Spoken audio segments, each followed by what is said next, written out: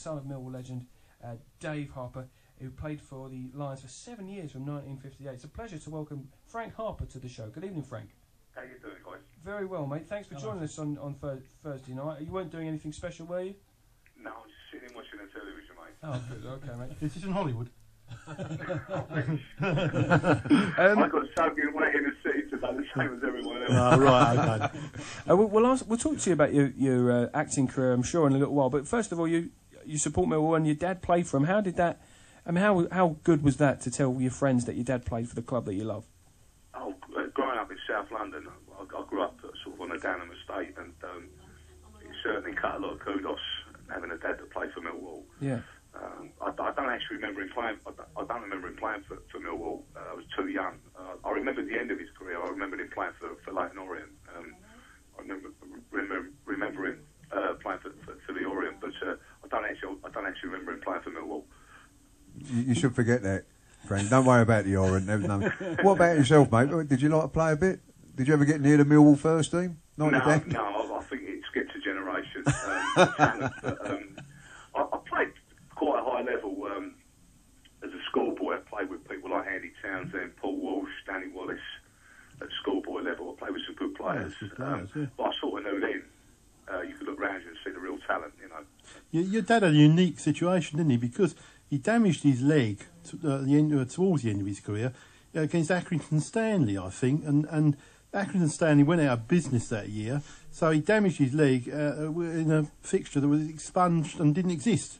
So wasn't that the case there, Frank? Well, I didn't know that. He did his cruciate originally when he was playing for Millwall. Yeah. And it went again. That was the injury that finished his career at Orient. Yeah.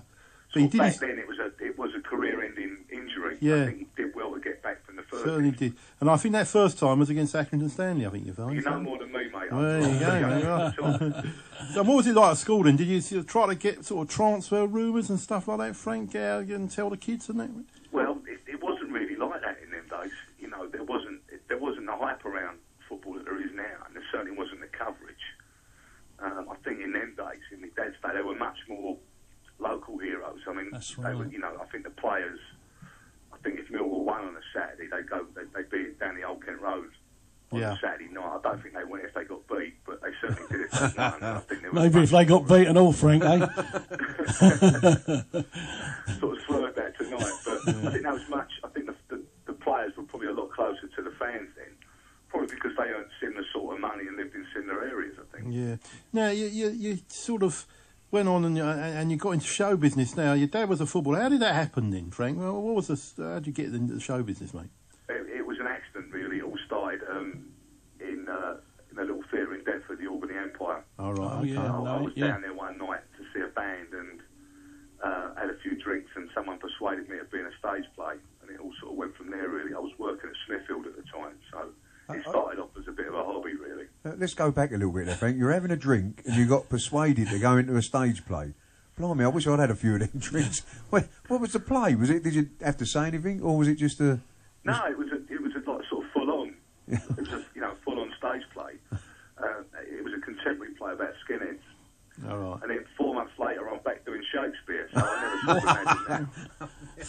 We were after a bit of Shakespeare early on. You could have sort of come in a bit early on, couldn't you? Frank, on the emails, Jeff from Greenwich has just asked. He's now retired, so could you please ask Frank Harper how I go about contacting an agency so that I could appear as an extra in films or TV? Have you got any tips for Jeff in Greenwich? No. It's a tricky one because there's so many charlatans out there. Basically, anyone advertising for extras, if they want a fee off you, swerve them. You know, but there's a lot of charlatans out there that say they can do this and say they can do that, and they don't. But the rule of thumb is if they want a big fee up front, don't touch them with a barge pole. The extra stuff I don't really know a lot about, but a lot of the time now, a lot of these people that are advertising for extras are doing it via Facebook, so that's quite a good way to keep in touch with what's going on. There you go, Jeff. Don't give him any tips, Frank. You start trying to nick your parts. That's it. Frank, this is on the email again from Aisha. She says, how did it feel playing a Chelsea fan in Football Factory when there were Millwall fans in it? Didn't you want to be a Millwall fan instead? Well, that question's been fired at me a lot of times, and they say, how could you play a Chelsea fan? And sort of the stock answer because they paid me a lot of money. So